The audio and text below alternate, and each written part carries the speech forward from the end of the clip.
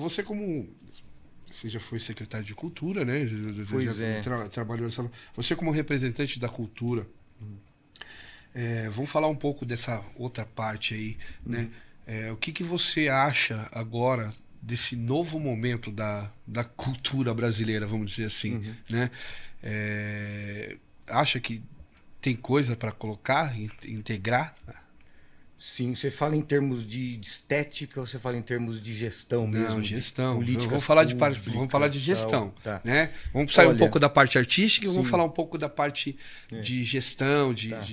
Olha, Fábio, nós passamos recentemente um período tenebroso, né, no Brasil, por conta da extinção do Ministério da Cultura, né? Tratando a cultura como algo secundário, como algo de menor importância. Sendo que a cultura, na verdade, ela não é só arte e entretenimento, ela é identidade. Ela é formação, né? Formação. Formação A sociedade brasileira se identifica a partir da sua cultura. E elas vão se retroalimentando, né? A cultura forma a cidadania, que forma a cultura, que cria coisas novas e tal. Então nós passamos por um período tenebroso. Extinção do ministério e tal, uma perseguição, sabe, desnecessária, infeliz e incompreensível à classe artística. Logo depois veio a pandemia, né? Então, assim, nós passamos por um período muito difícil. Hoje eu vejo que a cultura brasileira, do ponto de vista da comunidade que trabalha, dos agentes culturais, lutando para sobreviver, para se reerguer. E hoje a gente tem, assim, a gente conta com duas novidades que vêm desse processo de resistência, que são as leis de incentivo e de auxílio emergencial, né? A Lei Paulo Gustavo e a Lei Aldir Blanc, que ainda tem que se aprimorar muito, mas que servem de um elemento indutor de uma nova cultura. Começo de um empurrão para formar agentes, para formar as pessoas. E de uma retomada, né? Porque a cultura brasileira sempre foi muito viva, muito vibrante, muito forte, reconhecida no mundo inteiro. Na parte artística, né? Na parte artística, a gente, ela nunca morreu. Nunca né? morreu. Nunca morreu. A gente morreu. Você falou. Eu não poderia trazer você aqui e não chegar nesse ponto, Sim. né? Porque por toda a sua história e tal, eu queria trazer um pouco desse ponto também. Mas, assim, a parte artística a gente sabe, nunca morre, porque... Nunca morre. O artista brasileiro, ele dá um jeito de se reinventar. Sim, sim. Né? Sim. Ele dá um jeito de trazer essa reinvenção. Mas agora a gente tem, como você falou, algumas leis de incentivo, ainda meio incompreendida. Ainda meio... Precisam se adaptar, se aprimorar. Ainda com um juridiquês muito polido. Exato. Que dificulta chegar à ponta final, que é o artista, ao agente cultural, do trabalhador da cultura, dificulta um pouco de chegar lá, né? Mas já com uma abertura, né? Para a gente poder pensar e abrir canais de debates. Exato. Né? Que é o que eu vejo que agora a gente tem que começar a formar, né? Esses novos canais de debate para a gente poder conversar de uma forma mais aberta sobre isso, né? Eu vejo muito, assim, você ali nos bastidores, ali correndo atrás e tal. Ainda é difícil? Ainda é difícil, ainda é muito difícil. Olha, Fábio, no período em que eu estive à frente da Secretaria da Cultura de Osasco, com muito orgulho, muita honra disso, por ser osasquense, inclusive, nós conseguimos construir ali uma política pública que ainda existe, mas está muito enfraquecida em Osasco e precisa retomar, que foi o Conselho Municipal de Política Cultural, o ComCultura, que inaugurou na cidade também essa lógica de editais, porque a lógica de editais, por mais que ela seja complicada para se preencher, para se estruturar um projeto, ela é necessária para democratizar a coisa e para tornar a coisa séria, né? E os profissionais de cultura e arte, porque aí nós envolvemos não só artistas, tem gente que trabalha com memória, com pesquisa, né? Com outras áreas também, com culinária.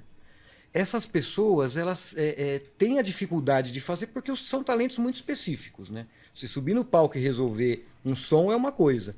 Você elaborar um projeto, escrever, né, adequar para as questões jurídicas e tal, é um talento muito específico. É para isso que existe também a figura do produtor, né, dos produtores de cultura e arte, que são profissionais que têm um talento muito próprio deles e que servem muitas vezes são parceiros de artistas. Interlocutores, né? o que é a lei e aonde a execução de como é que faz a... Então, assim, em Osasco nós criamos essa lógica, isso foi em 2011, né? Aprovamos uma lei municipal por unanimidade na Câmara e que criou o Conselho Municipal de Política Cultural. E isso inaugurou essa lógica dos editais também para ocupar os espaços de cultura na cidade e acessar recursos. Eu acho que essa lógica ela tende a se aprimorar e ela é importante demais para que aconteça, porque trata-se de recurso público. O recurso público tem que ser tratado de uma forma extremamente transparente e séria, né? E é para isso que existe, você tem que demonstrar o que você vai fazer e você tem que prestar as contas exatamente como tem que ser também. E eu conversava esses dias até com o Adriano Veríssimo lá no podcast sobre essa questão das leis de incentivo e retomando a discussão sobre a Lei Rouanet, por exemplo, que é demonizada de uma forma, sabe, muito rasa, por falta de informação muitas vezes. Sim, as pessoas não entendem. Não entendem, acham que a Lei Rouanet serve só para grandes artistas e não. A Lei Rouanet mantém famílias profissionais no Brasil inteiro trabalhando por cachê, trabalhando, por exemplo, o cara vai fazer um espetáculo de teatro, como faz a Companhia Metrópole lá de Osasco, lá no Pará, para crianças numa escola pública, bancado pela Lei Rouanet. Cara, isso paga os artistas, isso paga o motorista da van, isso paga o cara que aluga equipamento, isso paga o restaurante. Cadeia, né? A cadeia é uma espiral, né? Então há uma desinformação muito grande sobre as leis de incentivo e há uma demonização da classe trabalhadora artística. Isso tem fundamento dentro de uma lógica de discurso político ideológico, que é uma pena, né? Porque há um segmento da política brasileira e mundial também que demoniza os artistas por ter medo dos artistas, porque sabe que a arte provoca reflexão, sabe que a arte alimenta as almas e o artista fala, né? Ele não tem pudor para falar. Exato. Né? Então, e mostra realidades, né? A gente consegue colocar em letras, em palcos, em peças de teatro, texto, tudo aquilo que às vezes talvez a maioria não consegue falar. Exato. Né? Então o artista ele tem essa parte aí que é, às vezes, você falou demonizado, né? Mas há um medo, né? Existe esse medo, né? Olha, pela reflexão que a arte provoca. E a arte, por natureza, ela é revolucionária. E por natureza ela é política também, porque trata de humanidade. Né? Tudo que trata de humanidade é político. Não é eleitoral. Também é outra mistura, né? As pessoas que falam de política, falam de eleição. Não. A política é uma arte de relações entre pessoas. Eu preciso abrir um dia, um debate, num programa. Já vou te convidar de antemão para a gente ir mais fundo nesse papo, né? Porque não é uma coisa que não dá para a gente simplesmente passar raso, que igual a gente está fazendo hoje, né? E precisava de mais gente para debater, porque eu quero trazer alguns agentes culturais, eu quero trazer uma galera e sentar, fazer uma bancada para a gente poder falar sobre isso, Ótima até ideia. para a gente explicar, né, certas coisas como funciona editais, porque a maioria das pessoas tem a desinformação. Exato. E a gente precisa trazer isso e botar mais as pessoas terem acesso a esse tipo de coisa. Exato. Né? Porque fica muito difícil. Eu vejo alguns editais, eu participo de alguns e tive alguns aprovados também, mas eu vejo que a grande maioria não consegue sequer ter acesso aos editais. Exato, exatamente. Né? Quem dirá entender. Quem dirá entender. Falando que não tem o acesso, quem dirá entender. Né? Sendo que no Brasil, eu vou falar só desse mês aqui agora, a gente tem mais de 12 editais abertos pelo Ministério da Cultura. Tem mais de 12. Exato. Se eu não estou enganado, está de 12 a 14, que vão sem fechar contar agora. Sem contar os privados também, de institutos importantíssimos que fomentam. Que fomentam também. Né? Então, falando de uma forma, daria para passar para mais agentes e para mais pessoas para começar a entender. E aquele negócio, quando você vai para o Brasil profundo, assim, né, cara? Eu pude, felizmente, conhecer muitas coisas aí do Brasil afora, atuando, inclusive profissionalmente, na área pública. E eu tomei contato com coisas assim de pessoas que promovem arte, que fazem, que tem um processo criativo maravilhoso, mas que estão, cara, vivendo lá a população ribeirinha, saca? e fazendo coisas de altíssima qualidade estética, de altíssima qualidade intelectual, produções incríveis, mas eles estão muito distantes desse meio. Eles não têm como acessar muitas vezes o site do ministério, saca? Tem gente, porra, você pega vamos pensar lá atrás, de um Patativa do Assaré, o cara lá, meu, era um grande artista, só que na época dele, ele era um cara que não tinha acesso a coisas básicas de a educação e tal, de formal.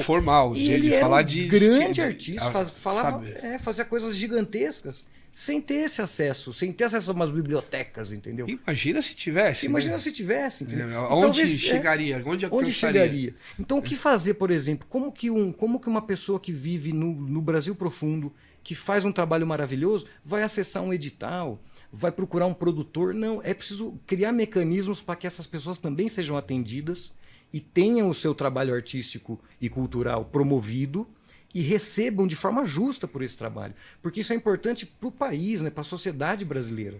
Não só para a pessoa, mas para a divulgação da cultura.